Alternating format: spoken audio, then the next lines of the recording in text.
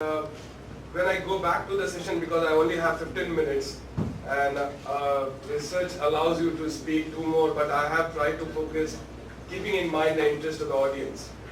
First of all, the question which when we sat together first in Manthan, I asked a question and which was part of the collective question, that if we have to create or co-create any new practices, what we believe, and at least I believe very much, that development sector is a victim of what I call it as a wedding ceremony.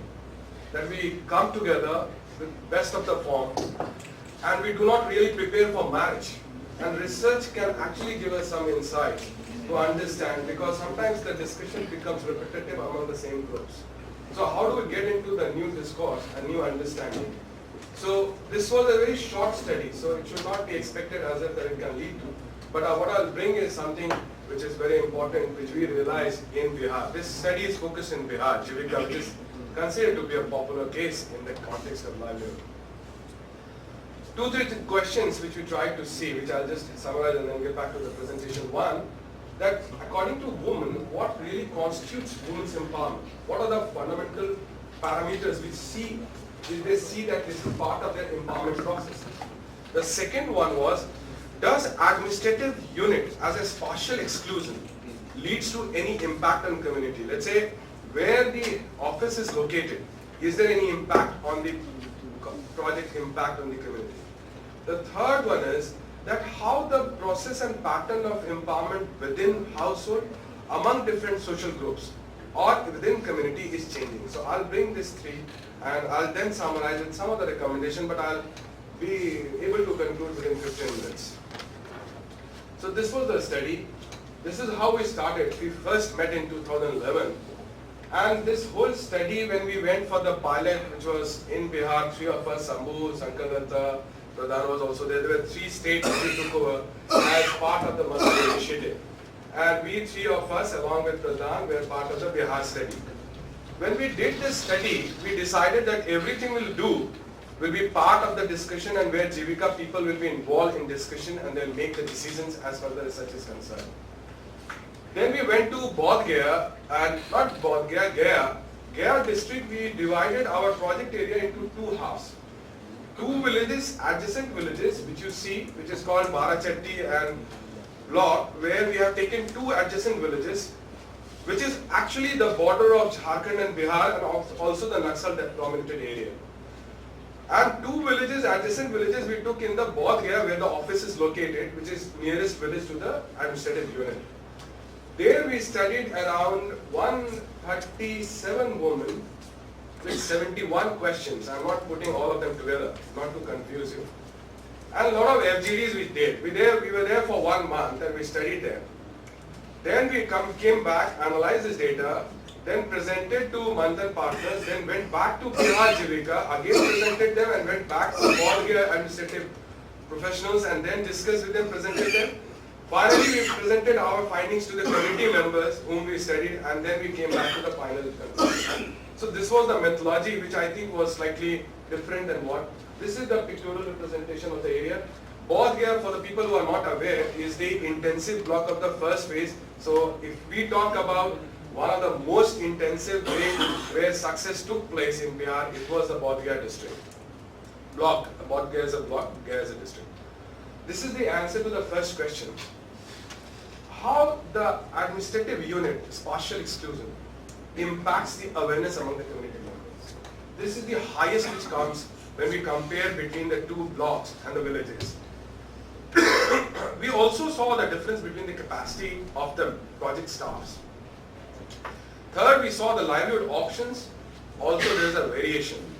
And linkage with public services, definitely there is a variation. What does it mean? It means that there is a direct correlation between where the office is located and with the periphery. The margin faces the challenges of victimization, of lack of intervention. The second one was, what are the areas of inequality which women feel? And the woman response there, that first, there is an unequal education, which is part of the inequality. The second one is the health care, which is part of the inequality. And the third one, which comes as unequal independence, which is the highest bar which you see, and the family. So, you know, what the earlier research says, my research does not allow that taboo and culture is the largest as far as the barrier is concerned.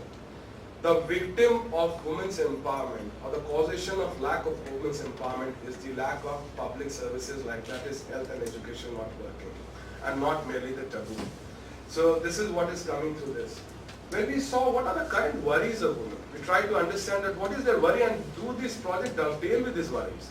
Definitely they do because healthcare and education, old age expenses, this has become a big issue which is becoming a livelihood issue is of course a concern. But what you are saying, if you see not as a project but if you see community as a whole, then livelihood certainly becomes a secondary issue for the community.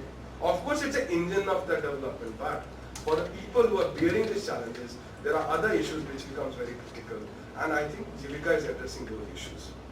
Consuming money are non-productive assets, and actually it's the lack of public services which can easily be reduced. And this finding just came before the Rangarajan Committee report, which also similarly actually validates this argument that what is causing poverty is the lack of public health service and education. So which was actually dovetailed here very clearly. Started selling online. But systematic change is really low in comparison to a spontaneous or a reactive strategy of livelihood creation which is coming up. Improving as far as the health is concerned through the insurance process which is there in Jivika, it has worked really because it has led to some kind of a change with respect because this is giving them a kind of basically benefit of getting treatment at the cost of. One interesting which I want to highlight this, which I did after when I presented at the community level, because when I presented this is the insurance and Jivika people were also with me, and they asked that this is the premium which I pay from my pocket as a woman, which I have earned, and you are putting life insurance on me. This means that when I die, the benefit goes to men actually. Or they have set up a committee, I am told, that is looking after how to rectify or address some of these challenges. This is an interesting thing which I got to know. I have 5 minutes. So. Yeah. We saw that how different social groups have decision-making powers which has enhanced. And when we saw that household expenditure, own and children marriages, decision-making processes, family assets, and ability to be active income contributor, there is a change. There is a level of change which is taking place where women are actually getting into the science of operation which is making it. However, when you see the perceived change within households is higher among the higher class. Women is higher. Basically what I am trying to say is that when what we have done, I'll conclude that when I am coming to the other points because then it will be much more clearer. Women's empowerment at community level, what we see is also making a change as far as decision-making processes are concerned. Now, just to demystify women's empowerment, before I get into that, because that will lead to a better understanding, what we did was we were trying to PR exercises that before and after exercises of Jivika and based on a collective worldview. Worldview is a feeling that women have as a collective. And we did three things which we picked from the discussion was that empowerment, which is through microfinance, is actually about identity, income and insecurity. We have a Western definition of empowerment, but what is exactly our poor marginalized? These are Musara communities, by the way. They are the most marginalized, considered to be always celebrated in the discourse of social science, a rat eater community. They are actually not really eating rats, but what does it connote to is basically their level of marginalization. Second thing is a collective identity is created.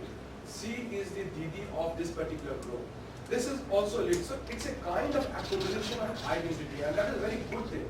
Many people may demystify microfinance by saying that what is the rate of return and everything, but when identity is created and when insecurity is reduced, we are saying through our research that empowerment is taking place.